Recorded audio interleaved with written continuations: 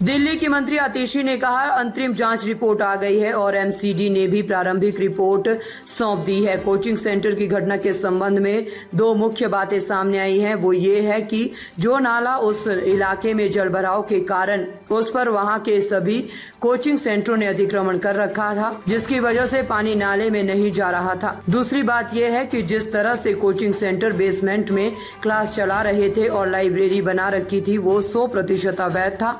Junior engineer जो वहां नाले के लिए जिम्मेदार था और ये सुनिश्चित करने के लिए कि वहां कोई अतिक्रमण ना हो, उस जूनियर इंजीनियर को एमसीडी से हमेशा के लिए हटा दिया गया है। असिस्टेंट इंजीनियर को भी सस्पेंड कर दिया गया है। 6 दिन में मैजिस्ट्रियल रिपोर्ट आ जाएगी और जो भी जिम्मेदार पाए जाएंगे उनके खिलाफ सख्त कार्रवाई की जाएगी। जिन कोचिंग सेंटरों ने नालों पर अतिक्रमण किया था उन अतिक्रमणों को बुलडोजर से गिरा दिया गया है। जो कोचिंग सेंटर बेसमेंट में क्लास चला रहे थे और लाइब्रेरी बना रखी थी उसके खिलाफ पिछले 3 दिन से सख्त कार्रवाई की जा रही है।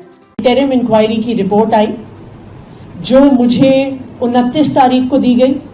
एमसीडी द्वारा भी एक प्रिलिमिनरी इंक्वायरी रिपोर्ट सामने रखी गई। दो महत्वपूर्ण चीजें सामने आई इस एक्सीडेंट के पीछे। सबसे पहला,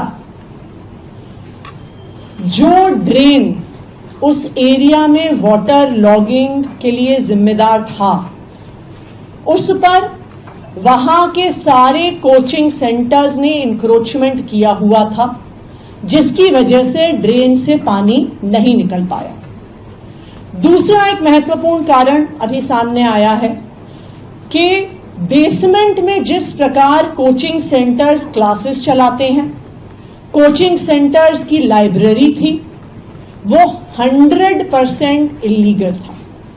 जो बिल्डिंग डिपार्टमेंट द्वारा इस कोचिंग सेंटर को परमिशन दी गई थी उसमें बेसमेंट का प्रयोग सिर्फ और सिर्फ पार्किंग और स्टोरेज के लिए किया जा सकता था। जो बाकी इंक्वायरी रिपोर्ट है वो अभी 7 दिन में आएगी, लेकिन प्रिलिमिनरी इंक्वायरी रिपोर्ट के आधार पर ही एमसीडी ने तुरंत कार्रवाई शुरू कर दी। सबसे पहले जो जेई जिम्मेदार थे वहां पे ड्रेन की मेंटेनेंस के लिए, जिनकी जिम्मेदारी थी ये देखना कि ड्रेन पर इंक्रोचमेंट ना हो, जिसकी जिम्मेदारी थी ये देखना कि किसी भी प्रकार की इलीगल एक्टिविटी वहां पर फील्ड पर नहीं चल रही है, उस जेई पर सख्त से सख्त कार्रवाई हुई और उसको एमसीडी से टर्मिनेट कर दिया गया है।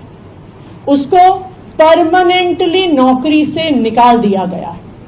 दूसरा, जो एई थे असिस्टेंट इंजीनियर, उनको तुरंत सस्पेंड कर दिया गया है, क्योंकि इनकी जिम्मेदारी थी फील्ड ऑफिसर होने के नाते कि जो ड्रेन वहां पर बनी हुई है वो फंक्शनल है कि नहीं वो उनको इंश्योर करना था।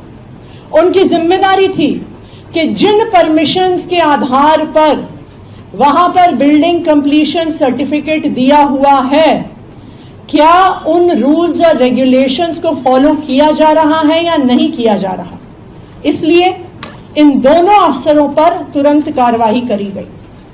मैं आज दिल्ली के लोगों को और देश के लोगों को ये भरोसा दिलाना चाहती हूं कि जैसे ही पूरी इंक्वायरी रिपोर्ट सामने आएगी और अगर इन अफसरों के अलावा और कोई भी अफसर जिम्मेदार पाया गया जिसकी अपनी ड्यूटी ना करने की वजह से इतनी बड़ी त्रासदी हुई, चाहे वो अफसर एक जूनियर अफसर हो, चाहे वो सीनियर मोस्ट व्यक्ति हो, किसी को भी बख्शा नहीं जाएगा।